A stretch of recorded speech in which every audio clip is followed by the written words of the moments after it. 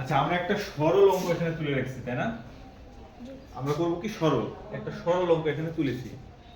তো এখানে দেখছি যে এখানে মেলাগুলো কাজ আছে। কি কি কাজ আছে?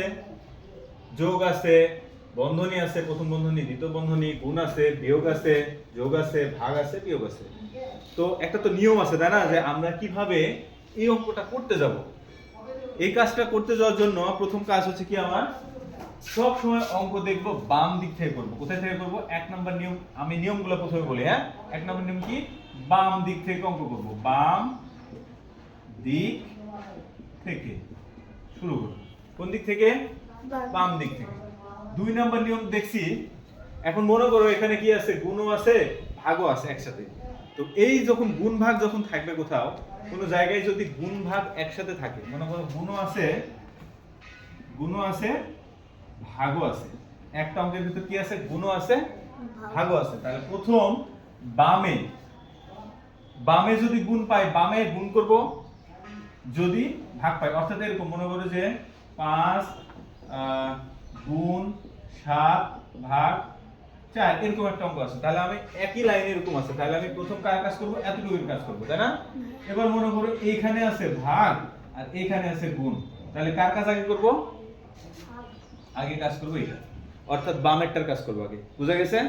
তাহলে গুণ এবং ভাগ যদি থাকে একসাথে, যদি একই সাথে থাকে, এক সাথে, হ্যাঁ বুঝা যাচ্ছে না,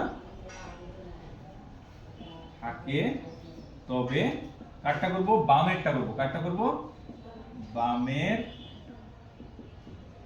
আগে করব। সেটা ভাগ থাকলে ভাগেরটা আগে করব, গুণ থাকলে গুণেরটা আগে করব। নাম্বার 3, এবার কি দেখো, বন্ধনী আছে না, এই যে বন্ধনীর কাজ, বন্ধনীর কাজ, বন্ধনীতে সর্বপ্রথম কোন বন্ধনীর কাজ আগে করব?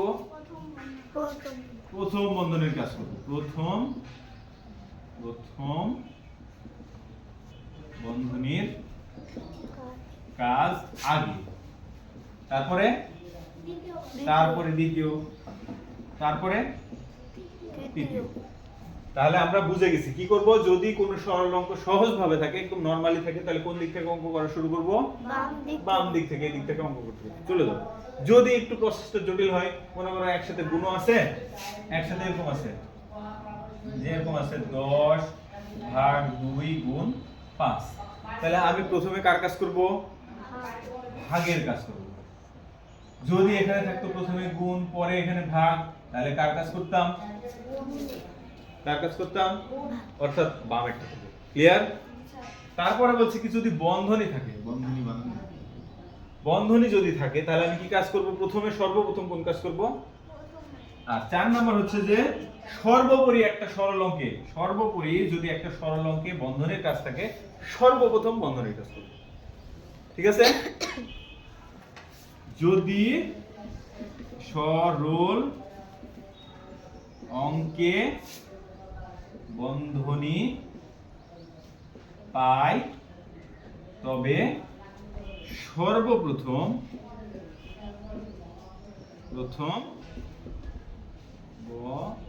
বন্ধনীর কাজ করব। তবে কোন বন্ধনীর কাজ করব? প্রথম বন্ধনীর আগে, তারপর দ্বিতীয়, তারপর তৃতীয়। ক্লিয়ার?